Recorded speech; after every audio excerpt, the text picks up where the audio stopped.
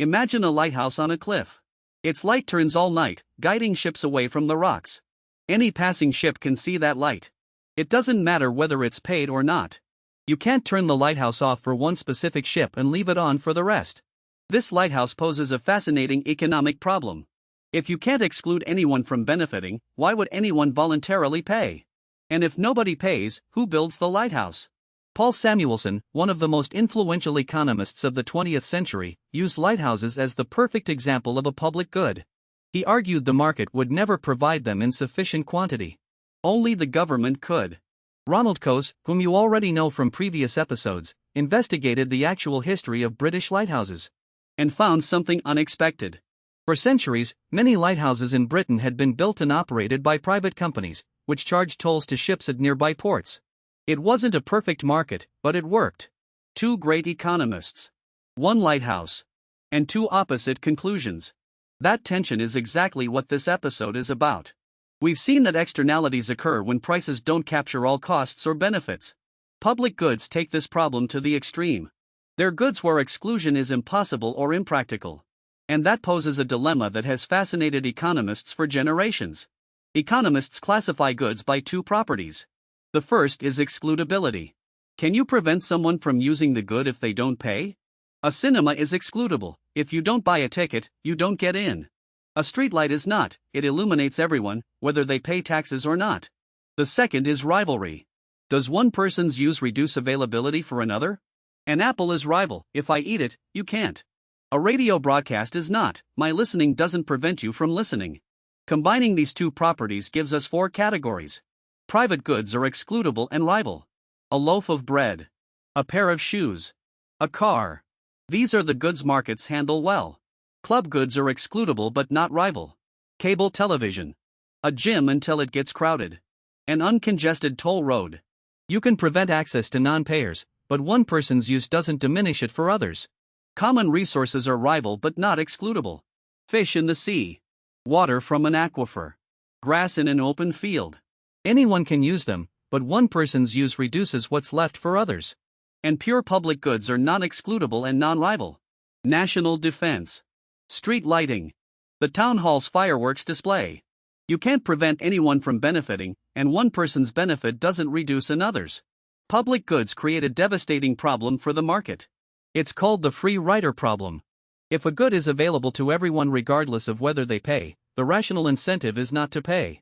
Why contribute to the neighborhood fireworks if you can watch them free from your window? Why voluntarily pay for park maintenance if you can enjoy it without contributing?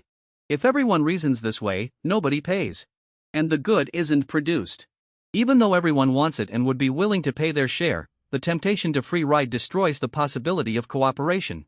This is exactly what happens with many public goods left to the market. Basic scientific research, for example. Scientific discoveries are non-excludable. Once published, anyone can use them. And they're non-rival. One company using a discovery doesn't prevent another from using it. So private firms invest less in basic research than would be socially optimal. Why spend millions discovering something if your competitors can copy the result for free? That's why governments fund universities, research centers, and science agencies. Not out of generosity. Out of efficiency. Because the market alone doesn't produce enough basic knowledge. Now let's turn to common resources. Rival but not excludable. And here the story turns tragic. In 1968, biologist Garrett Hardin published an article in the journal Science that would become famous. He titled it The Tragedy of the Commons. The argument was simple. Imagine a pasture shared by several herders. Each herder has an incentive to add one more sheep to the pasture. The benefit of that extra sheep is all his. But the cost of overgrazing is shared among all the herders. So each adds sheep until the pasture is exhausted. Individually rational, collectively disastrous. Hardin concluded there were only two solutions. Either privatize the resource, give each parcel an owner responsible for its conservation. Or regulate it from the government, impose quotas, limits, penalties. Market or state. Private property or public regulation. There was no third way. Or so people thought. In 1990, a political scientist from Indiana University named Elinor Ostrom published a book that challenged Hardin. The book was called Governing the Commons. And her argument was based not on theoretical models, but on decades of fieldwork. Ostrom traveled the world studying communities that successfully managed common resources. And she found extraordinary examples. In the Swiss Alps, the villagers of Torbel have been managing their communal pastures since the 15th century. More than 500 years. They have clear rules about how many cows each family can graze. They have monitoring systems. They have graduated sanctions for violators. And it works. In Spain, the irrigation systems of the Valencian Huerta have been operating since the Middle Ages. Farmers share water from the Turia River according to community rules that have been adapted over centuries. The Water Tribunal of Valencia, which meets every Thursday at noon in front of the cathedral, has been resolving water disputes since at least the 10th century. In Japan, coastal fishing communities manage their fishing grounds with collective rules that limit catches, rotate fishing zones, and sanction violators. Ostrom identified 8 principles shared by successful communities. Among them, clearly defined boundaries on who can use the resource. Rules adapted to local conditions. User participation in decision-making. Monitoring by community members themselves. Graduated sanctions for violators. And accessible, fast conflict resolution mechanisms. In 2009, Elinor Ostrom received the Nobel Prize in Economics. She was the first woman to win it. And her message was clear: communities aren't incapable of managing their own resources. They often do it better than the market or the government, provided the right conditions are in place. Ostrom wasn't saying communities always work. She identified the conditions under which they work. And that's very different from Hardin's pessimism. In the 21st century, public goods have found new territory: the digital world. Open source software is a public good. Linux, the operating system that runs most internet servers, was created by thousands of programmers who contributed voluntarily. Wikipedia, the largest encyclopedia in history, was written by millions of volunteers. These examples seem to defy economic logic. If nobody can be excluded and uses non-rival, why do people contribute? Economists have proposed several explanations. Intrinsic motivation: contributing feels good. Reputation: programmers gain prestige. Reciprocity: I use something for free, so I contribute. But these digital public goods also face their own puzzles. Most of the Linux code is maintained by a relatively small number of developers. Wikipedia has reliability and bias issues. Digital public goods exist, but they're not exempt from the tensions that affect all public goods. Public goods are the invisible foundation of everyday life. We walk down illuminated streets we haven't directly paid for. We're protected by armed forces we fund collectively. We breathe air that environmental regulation tries to keep clean.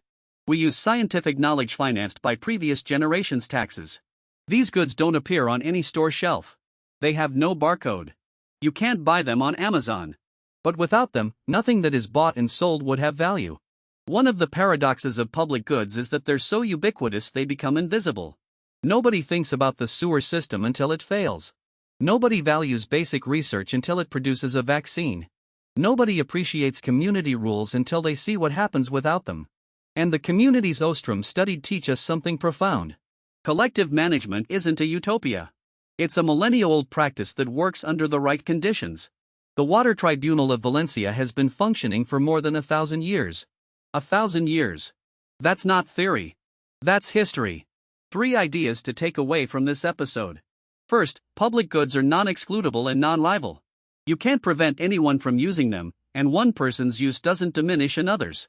This creates the free rider problem, the incentive to benefit without paying. Second, common resources are rival but not excludable, creating the tragedy of the commons. Hardin said only privatization or regulation could solve it. Ostrom showed communities have a third way, with rules, monitoring, and graduated sanctions. She won the Nobel for it. Third, public goods aren't a theoretical curiosity. They're the foundation of life and society. And the debate over who provides them, the market, the government, or the community, is far from settled. We've seen how cooperation can break down when nobody can be excluded. But the difficulty of cooperating runs much deeper.